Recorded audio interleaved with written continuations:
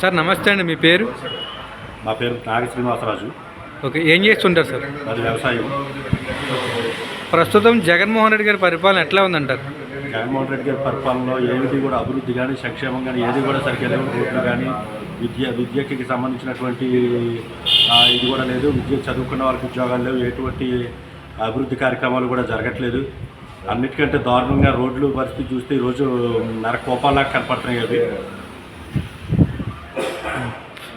మరి ప్రజెంట్ జగన్మోహన్ రెడ్డి గారు కేవలం కక్షాదింపుతో చంద్రబాబు నాయుడు అరెస్ట్ చేస్తారన్నారు కదా, దానిపై మీ అభిప్రాయం ఏంటంటారు సార్? ఖచ్చితంగా ఇది కక్షాదింపు చర్యలో భాగమే, ఎటువంటి అనుమానం లేదు. దానికి ఉదాహరణ ఈ రోజు వరకు కూడా ఎటువంటి ఆరోపణలు అయితే చేశారు, కోర్టు కనీసం సరైనటువంటి సాక్ష్యాలు కూడా చూపించలేకుండా కాలయాపన చేస్తున్నారు తప్ప కేసులు పెట్టుకుంటూ పెట్టినటువంటి కేసుకి మొట్టమొదటి పెట్టిన స్కిల్ డెవలప్మెంట్ కేసుకి సంబంధించి ఈ రోజు కూడా ఎటువంటి ఆధారం చూపించలేకపోయారంటేనే అర్థమవుతుంది ఇది కక్షాదింపే తప్ప ఎటువంటి నిజంగా ఇది నేరం కాదు అనేటువంటి ఉద్దేశమే ప్రజలందరిలోనే ఉంది.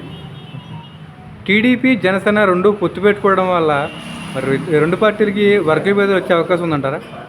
ఎటువంటి అభిప్రాయ భేదాలు రావు. ఎందుకంటే పూర్వం కూడా అలాగే అంతా బాగానే జరిగింది. ఇప్పుడు కూడా అంతకంటే ఎక్కువ మంచి వాతావరణంలో పొత్తు జరిగింది కాబట్టి ఖచ్చితంగా పవన్ కళ్యాణ్ గారు, చంద్రబాబు గారి నాయకత్వంలో కింద స్థాయి కార్యకర్తల వరకు అందరూ కలిసికట్టుగానే పనిచేస్తారు.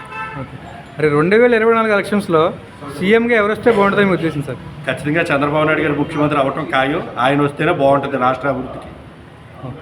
సరిపోతుంది.